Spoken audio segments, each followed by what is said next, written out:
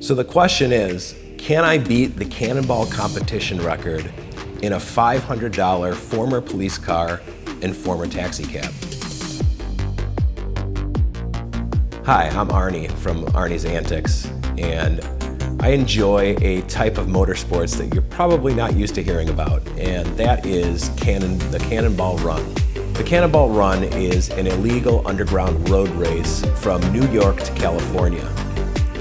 It was originally started by Brock Yates in the 1970s as a protest to the 55-mile-an-hour speed limit.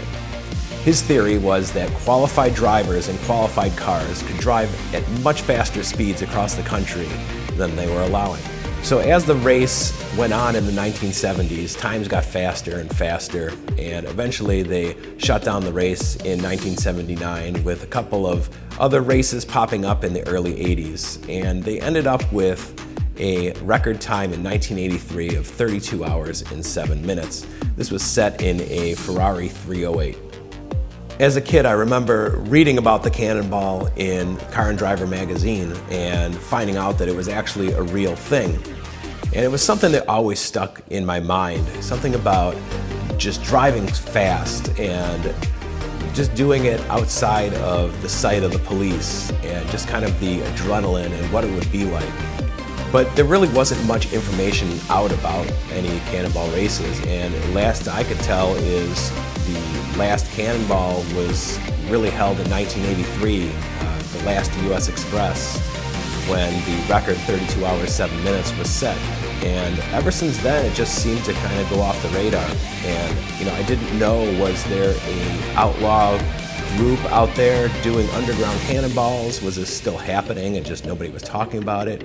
It was just something that was always on my mind. And I remember in the probably early 2010-11, I heard about a race called the 2904.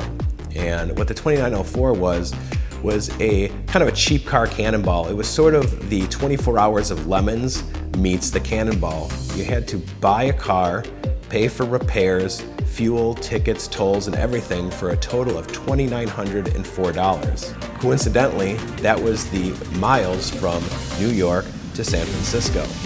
And just like the 24 Hours of Lemons, things like safety-related items like brakes, wheels, tires, suspension, and those kind of things were outside the budget. So you could build a safe car, but you weren't going to be setting any records, or so we thought.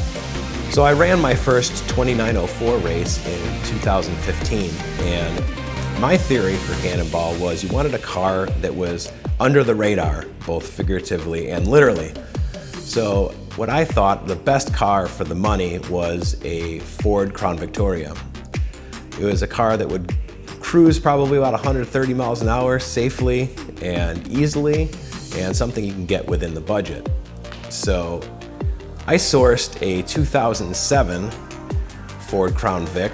It was a former police car, former taxi cab, and I got it for $500. So when I got this 2007 Ford Crown Vic, I immediately started replacing every suspension component, wheels, tires, brakes, anything safety related that fell outside the budget.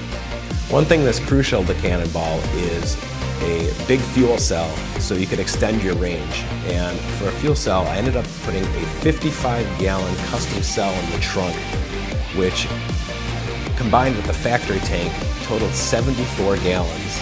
And at Cannonball speeds, that gave me a range of about 850 to 900 miles, allowing me to do the full run across the country with only 3 fuel stops.